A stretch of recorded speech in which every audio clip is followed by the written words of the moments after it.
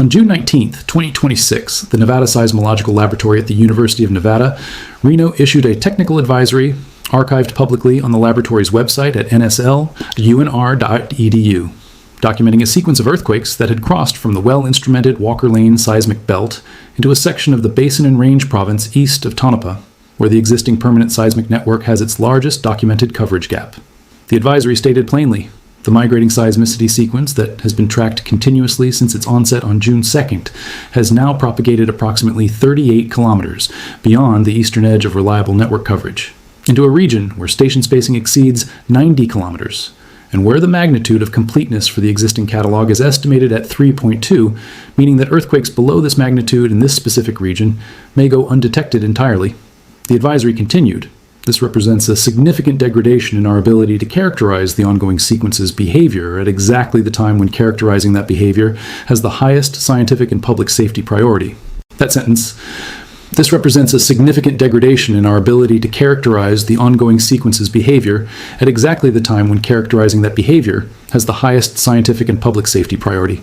is the reason the story needs to be told. It describes a specific and uncomfortable situation in earthquake science, a hazardous process that the scientific community has been tracking with precision, suddenly moving into a region where the same process can no longer be tracked with precision for reasons that have nothing to do with the geology and everything to do with where, over the decades of seismic network build-out in the American West, the instruments happened to be placed and the gaps happened to be left. The sequence began on June 2, 2026, with a magnitude 4.6 earthquake in the Monte Cristo Range area of Esmeralda County, Nevada, a remote and sparsely populated section of the Basin and Range province that sits within the Walker Lane, the zone of distributed dextral shear that accommodates a substantial fraction of the relative motion between the Pacific and North American plates in this part of the western United States. The Walker Lane is one of the most actively studied seismotectonic provinces in the country precisely because of this role in accommodating plate boundary deformation, and the Nevada Seismological Laboratory, in partnership with the USGS and the University of Nevada, Las Vegas, maintains one of the denser seismic monitoring networks in the Basin and Range, specifically to characterize the Walker Lane's behavior. The June 2nd main shock and its initial aftershock sequence were well recorded by this network, providing the kind of detailed catalog that allowed the seismologists at the Nevada Seismological Laboratory to immediately begin the same kind of migration analysis that has become a standard analytical tool in the years since migrating. Seismicity sequences were documented preceding several significant earthquakes in extensional tectonic provinces, including the sequence beneath the Wasatch Front that was documented in the same month in neighboring Utah.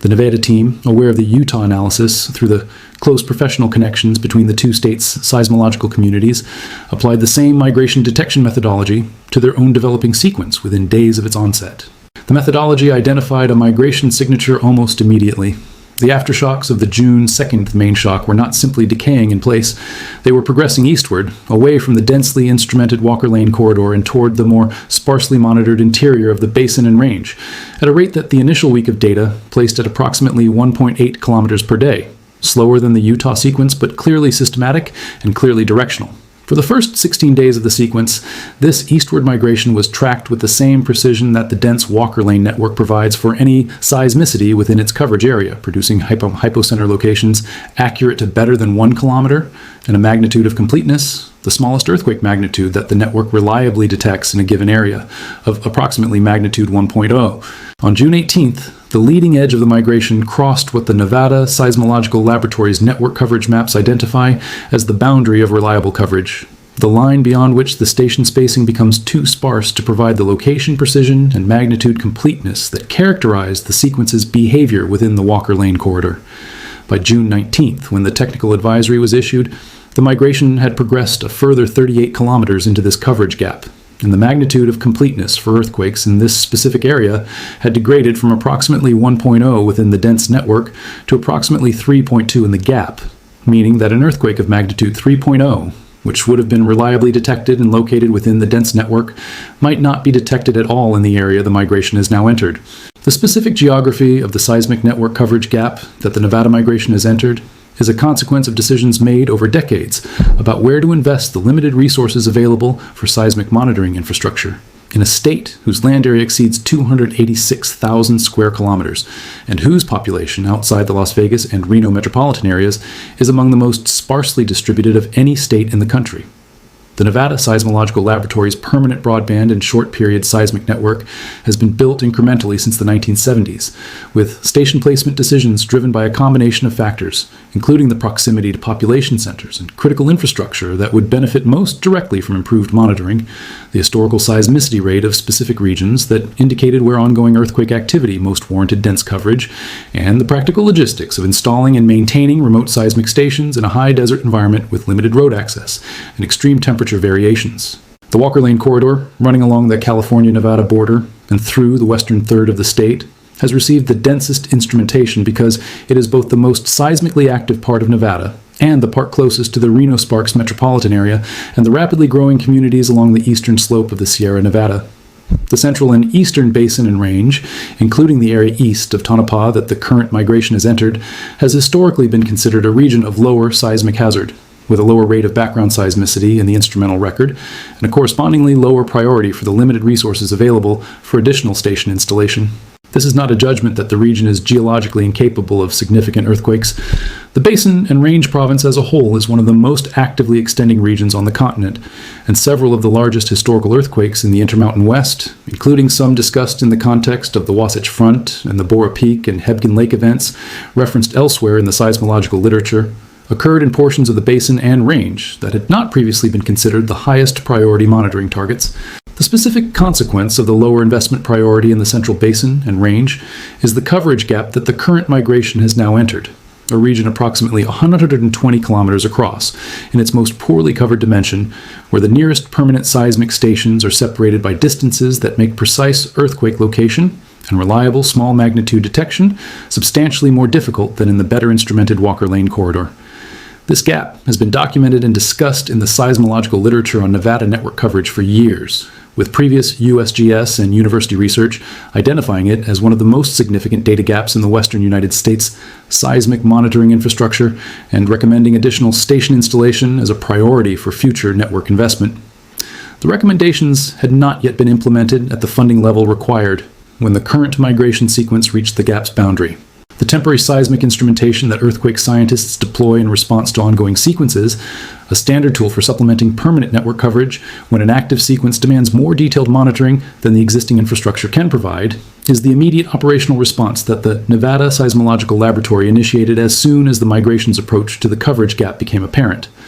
The laboratory maintains a cache of portable seismometers, typically including a mix of short-period instruments suitable for detecting small local earthquakes and broadband instruments capable of recording the full range of frequencies generated by larger events that can be deployed rapidly to supplement permanent network coverage during periods of elevated seismic activity. The deployment of this temporary instrumentation into the remote terrain east of Tonopah began on June 16th, 3 days before the technical advisory was issued, as the laboratory's field team anticipated that the migration would likely continue eastward based on its established trajectory and rate.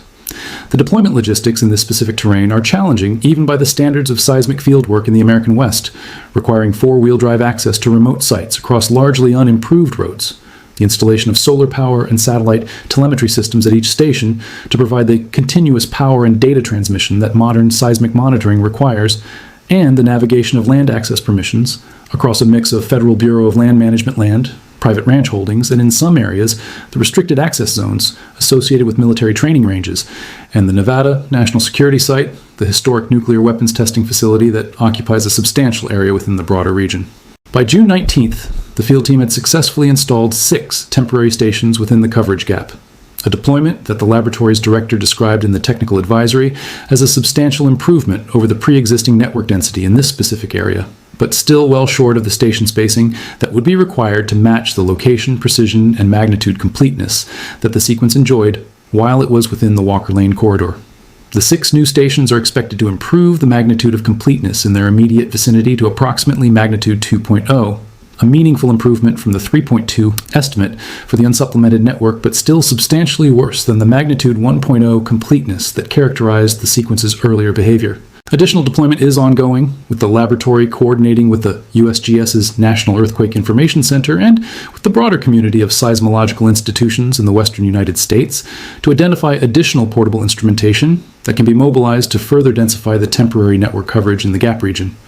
The specific urgency of this additional deployment reflects the seismological community's assessment that the migration's continued behavior within the coverage gap is the single most important piece of information needed to understand whether the sequence represents the kind of pattern that has, in other documented cases, preceded significant earthquakes, or whether it is more likely to continue as a moderate, non-hazardous sequence that will eventually decay without producing a major event. The specific scientific concern about what the migration might be doing within the coverage gap, beyond the general concern about losing the precision of the catalog, relates to the specific geological structures that the migration's projected trajectory would bring it into contact with if it continues at its documented rate and direction.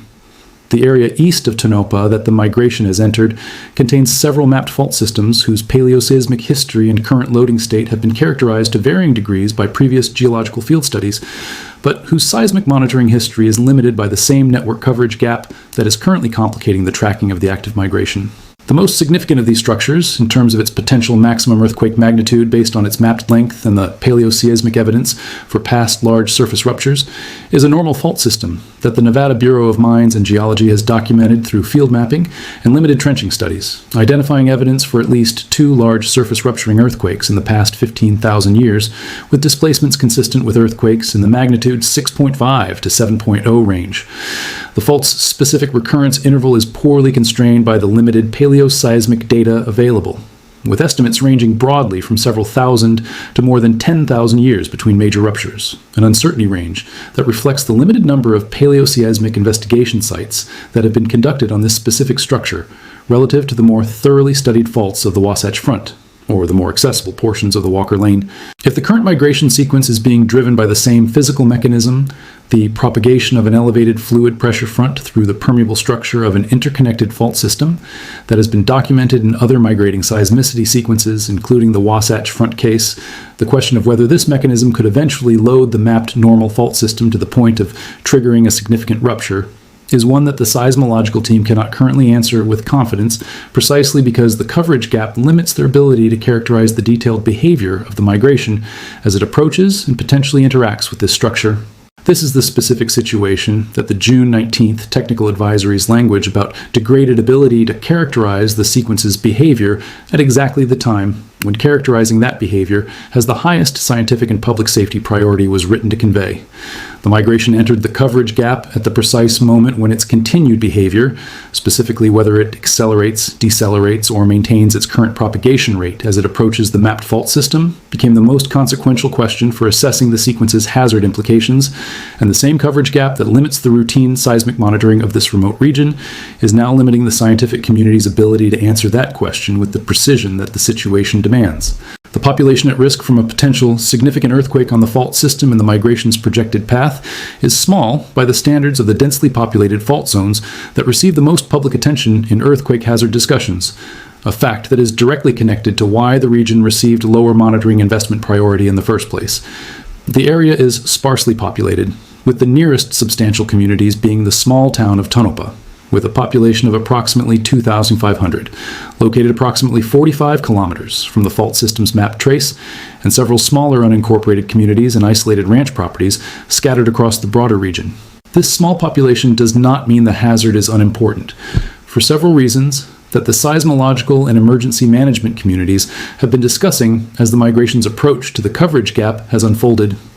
The U.S. Highway 6 corridor, which provides one of the few paved transportation links across this section of central Nevada, passes within several kilometers of the mapped fault trace, and a significant surface rupture could damage the highway in ways that would disrupt regional transportation for an extended period, given the limited alternative routes available in this remote terrain. The region includes scattered infrastructure associated with mining operations, an industry that remains economically significant in this part of Nevada, and a major earthquake could affect mining facility safety and operations in ways that would have economic consequences extending beyond the immediate area. The Nevada National Security Site, the historic nuclear weapons testing facility whose perimeter extends into the broader region, while not directly in the fault system's projected impact zone based on current mapping, represents the kind of critical and sensitive federal infrastructure whose seismic safety, the Department of Energy, and the National Nuclear Security Administration maintain independent seismic monitoring capabilities to assess. And the coordination between these federal monitoring systems and the academic and USGS networks that are tracking the current migration is one of the additional institutional dimensions that the coverage gap situation has activated. The emergency management response from Esmeralda and Nye counties, the two Nevada counties whose jurisdiction encompasses the area of current concern, has been calibrated to the specific combination of low population density and genuine scientific uncertainty that characterizes the situation. Neither county has issued any public alert beyond routine information sharing about the ongoing seismic activity, reflecting the assessment that the current state of scientific understanding does not support a more urgent public communication. While both counties have been in direct contact with the Nevada Seismological Laboratory to receive technical briefings on the situation's evolution and to ensure their own emergency response capabilities, however limited by the realities of operating in a sparsely populated rural region, are appropriately prepared. The broader scientific significance of the Nevada coverage gap situation extends beyond the specific hazard assessment for this particular sequence, and into a more general discussion within the seismological community about the adequacy of seismic monitoring infrastructure across the sparsely populated regions of the American West, a discussion that the current situation has brought into sharp and immediate focus in a way that the previous, more abstract recommendations for additional network investment had not achieved. The fundamental problem that the Nevada situation illustrates is a structural one in how seismic hazard monitoring resources have historically been allocated. Investment in monitoring infrastructure has tended to follow population density and the associated political and economic priority that population centers generate, a rational allocation strategy in many respects, given the goal of protecting human life and property from earthquake hazards. But earthquakes do not respect this allocation logic. The geological processes that generate seismicity, the accumulated tectonic stress, and the specific fault structures capable of releasing it are distributed according to the underlying geology rather than according to where people have chosen to live. And the consequence is that some of the most scientifically important earthquake sequences, including sequences that may provide critical information about how large earthquakes nucleate and what precursory patterns might be detectable before they occur, happen to occur in exactly the regions where the monitoring infrastructure is least capable of capturing them in full detail. This is not a uniquely Nevada problem. Similar coverage gaps exist across large portions of the Intermountain West, the Great Basin, and other sparsely populated, seismically active regions of the United States, and the seismological community has been documenting and advocating for the closure of these gaps for years through the EarthScope program and its successor initiatives, through state-level seismic network investments, and through the ongoing modernization of the broader USGS Advanced National Seismic System. The specific value of the current Nevada situation, from the perspective of this broader advocacy effort, is that it provides a concrete, ongoing, and scientifically documented example of exactly the kind of situation that the coverage gap advocacy has been warning about in the abstract. A genuinely significant and potentially hazardous seismic process occurring in real time in a region where the existing infrastructure cannot characterize it adequately. The director of the Nevada Seismological Laboratory, in communications with the USGS and with the National Science Foundation, which provides a substantial portion of the funding for academic seismic network operations and expansion, has specifically requested that the current situation be treated as a case study supporting accelerated investment in permanent network densification for the Central Basin and Range, separate from and in addition to the temporary deployment that is providing immediate but limited improvement to the monitoring of the current sequence. The specific argument being made is that temporary deployments, while valuable for responding to an active situation, are not a substitute for the kind of permanent, continuously operating network coverage that would allow this and future sequences in this region to be characterized from their onset with the same precision that the Walker Lane corridor currently enjoys. The seismologist at the Nevada Seismological Laboratory, who has been leading the technical analysis of the migration sequence since its June 2nd onset, has a specific professional history that makes the current situation particularly frustrating for her in ways that extend beyond the immediate scientific challenge. She has spent a significant portion of her career, since joining the laboratory after completing her doctoral work on extensional tectonics in the basin and range, advocating specifically for the kind of network densification in the central and eastern portions of the state that the current situation has demonstrated is needed. She co-authored one of the network coverage gap analyses that identified the specific area the current migration has now entered as one of the highest priority locations for additional instrumentation, in a paper published several years before the current sequence began. She has described the experience of watching the migration approach and then cross into the documented coverage gap as a particular kind of professional vindication mixed with professional frustration. The vindication of seeing a previously abstract and somewhat theoretical concern about monitoring adequacy become concretely and urgently relevant, combined with the frustration of recognizing that the additional investment that her previous research had recommended, and that might have allowed the current sequence to be characterized with full precision from the moment it entered this region, had not been implemented in the years since the recommendation was made. She is managing the current response with the professional discipline that the situation requires, coordinating the temporary instrumentation deployment, working with the USGS and the broader seismological community to mobilize additional resources, and communicating with the affected counties and with the public about what the current state of scientific understanding does and does not support. She is also in the professional forums where this kind of advocacy is appropriate, making the case as directly and as urgently as the current situation allows for the network investment that would prevent the next sequence in this region from facing the same coverage gap that the current one has encountered. The specific tension she navigates daily is between the urgency of the current situation's scientific and safety implications and the discipline required to avoid overstating what the limited current data, even with the supplemental temporary stations, actually supports. The migration sequence may continue to propagate eastward, approaching the mapped fault system whose paleoseismic history suggests it is capable of a significant earthquake. It may decelerate and stall, as some documented migration sequences have done in other settings, dissipating without producing a major event. It may already have stalled, and the current uncertainty about the sequence's behavior within the coverage gap may mean that the team simply does not yet have the data needed to know which of these outcomes is occurring. The honest answer, the one she gives in every professional and public communication about the situation, is that the team does not currently know, and that the reason they do not know is directly connected to the same coverage gap that the temporary instrumentation deployment is working as quickly as possible to address. The data from the 6 temporary stations installed by June 19th began arriving in the laboratory's processing system within hours of their deployment, providing the first improved resolution picture of the migration's behavior within the coverage gap since the sequence crossed into the region. The preliminary analysis of this initial data, while still limited by the fact that 6 stations across a 120-kilometer gap still provide substantially sparser coverage than the dense Walker Lane network, has identified at least 11 additional earthquakes in the magnitude 2.0 to 2.8 range within the gap area that would not have been detected by the pre-existing permanent network. Earthquakes whose locations are broadly consistent with the continued eastward propagation of the migration front at a rate that, while still uncertain given the limited data, appears generally consistent with the 1.8 kilometers per day rate documented before the sequence entered the gap. This preliminary finding that the migration appears to be continuing rather than having already stalled is being treated by the research team as motivation for the continued urgency of both the temporary instrumentation deployment and the broader effort to characterize the sequence's relationship to the mapped fault system in its projected path. The team is planning additional temporary station deployments over the coming days, working to bring the magnitude of completeness within the gap area down toward the magnitude 1.0 level that characterized the sequence's earlier, better monitored behavior, and conducting the same kind of detailed analysis of the limited available data, including waveform analysis of the recorded events to determine focal mechanisms and stress field characteristics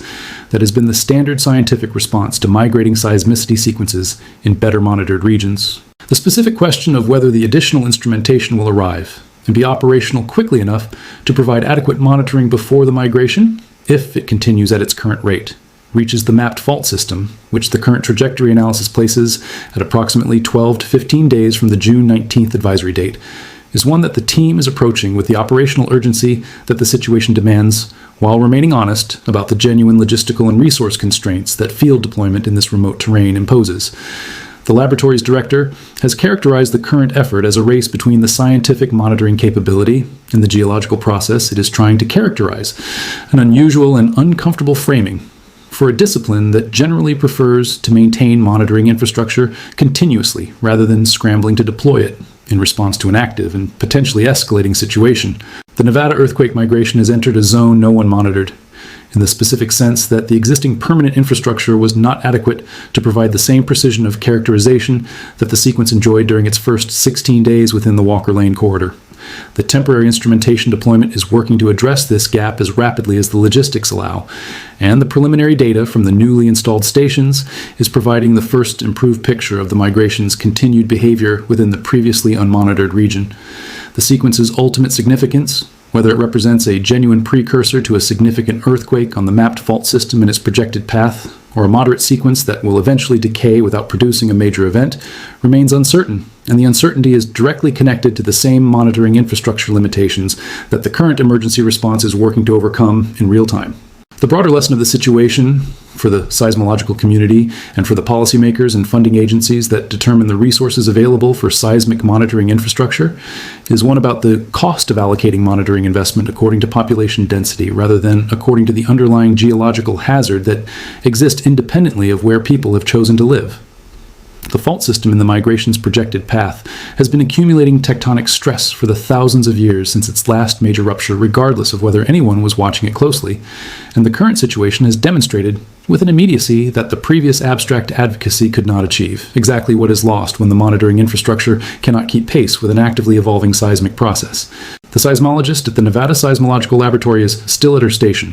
reviewing the data as it arrives from the temporary network, coordinating the continued deployment of additional instrumentation, and communicating with the affected communities and the broader scientific community about what the current state of knowledge does and does not support.